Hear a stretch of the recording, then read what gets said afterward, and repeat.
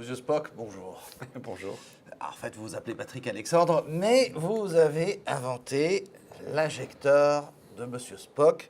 Dans Star Trek, on fait le rêve de tous les enfants, les piqûres sans aiguille. Et ben voilà. Absolument. Ça, c'est l'injecteur de Monsieur Spock. Quelle est l'histoire, Patrick Alexandre? Parce que vous avez quand même créé ça en 2001.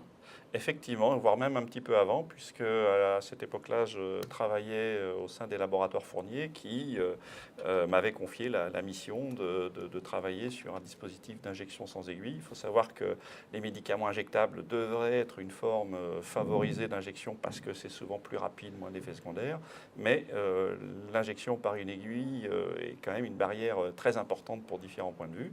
Donc en 98, le projet a démarré et à ce moment-là, donc Fournier a décidé de se concentrer sur ses métiers de base pour reprendre l'expression consacrée. Et là, vous faites un spin-off. Au total, Absolument. vous levez 20 millions d'euros en capital, 40 millions au total avec des licences prestigieuses. GSK qui vous voit pour pour les vaccins dans le monde, plein de choses. Enfin, vous avez votre quart d'heure de Absolument. gloire qui dure presque 10 ans. Et puis c'est la crise.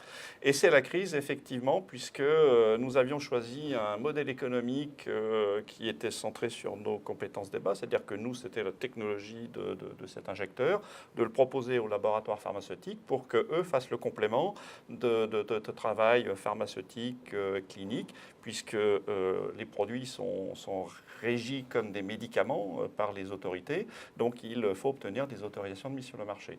Or, quand on est une petite structure et qu'on travaille avec des grands laboratoires, eh bien, on ne maîtrise pas grand-chose, notamment le calendrier. Et le temps passant, on se retrouve dans des besoins de financement de plus en plus importants et sans réelle visibilité de date de mise sur le marché. 1 milliard d'euros de chiffre d'affaires potentiel Effectivement, sur potentiellement. les 3 molécules. Enfin, comment ça Oui, se sur passe? 3 et quelques autres, le potentiel, il est énorme. Mais c'est vrai que là, nous sommes sur un schéma où nous vendons clé en main des applications, donc le dispositif avec des médicaments à l'industrie pharmaceutique, et que finalement, nous proposons des marges et des prix de vente qui sont ceux de laboratoires pharmaceutiques proposant des produits clés en main. Comment ça marche? Alors, comment ça fonctionne? Donc, c'est, on va dire, relativement simple sur le concept. On oblige un médicament liquide à sortir à très grande vitesse au travers de petits orifices. Donc, c'est un concept qui est couramment utilisé dans l'industrie, dans la découpe à jet d'eau. On va découper des tissus, des plastiques avec ce type de Et donc, technologie. si je prends un porteur sain ici, Oui. Donc, pour le patient, voilà, ça se passe comme ça. Donc, le produit, il n'y a aucun bouton de réglage. Il y a juste une petite fenêtre qui permet de visualiser le médicament.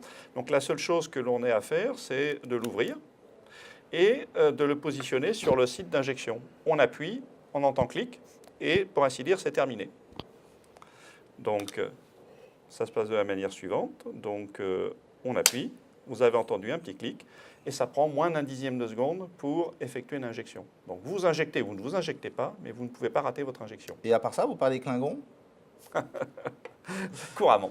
Merci Patrick Alexandre.